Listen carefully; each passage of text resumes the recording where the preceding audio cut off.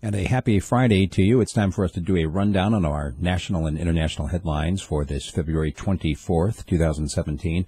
There was an explosion in Uzbekistan, apparently at a chemical plant, and there were some deaths, but the exact number of the victims has not yet been reported. Apparently it happened inside the ammonia production facility. Some kind of repairs were going on in there at the time of the explosion, and once again there were deaths, but we don't know how many at this point.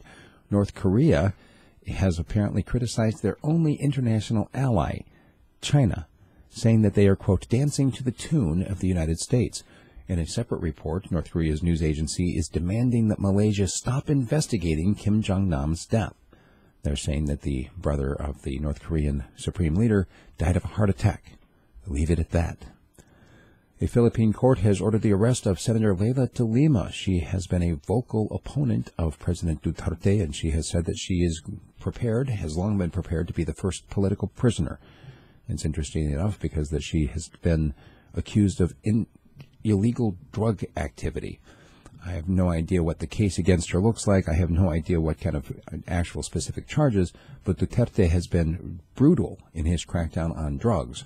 And she's been very critical of that. So to have her charged with illegal drug activity makes sense if you're looking at it from a political point of view. 6 people in Britain have been detained following thousands of cannabis plants being discovered inside a nuclear bunker. They're saying that the worth of the cannabis is over $1 million, and it was such a sophisticated grow operation. Nearly every single room of the bunker had plants growing in it. And they also knew it was going to be virtually impenetrable, so they waited for 3 guys to come out, nabbed them, grabbed their keys, went in and nabbed another 3 guys inside.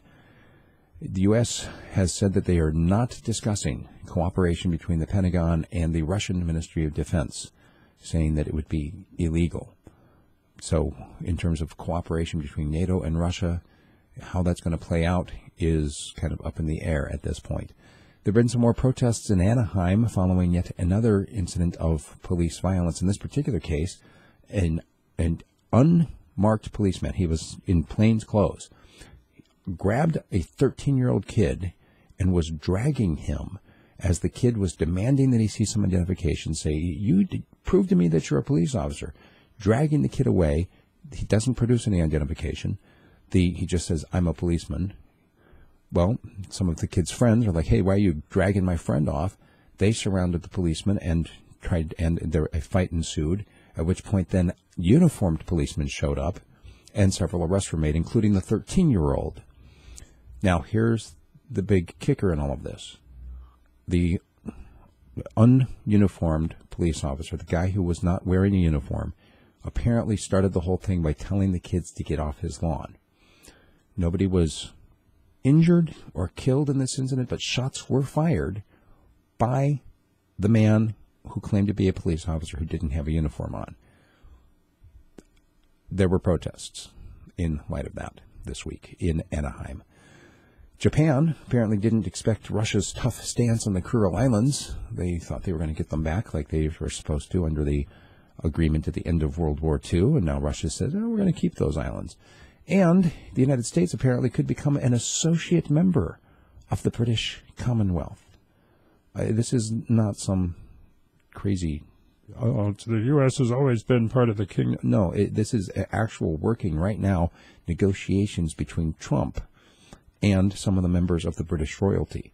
This is something to keep an eye on now because the Commonwealth basically, there are multiple nations, several dozen that belong to the Commonwealth. Only, I think, 16 of them actually have the Queen as their official sovereign. We'll keep an eye on that story for you.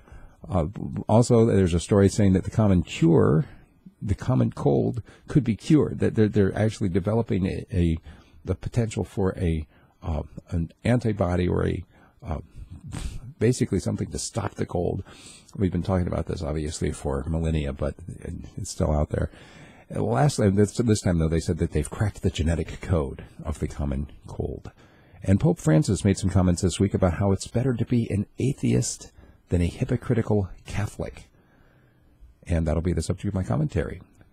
If you like what I'm doing, please support me either through Patreon or by buying a direct subscription at radiofreespeech.com. Thanks.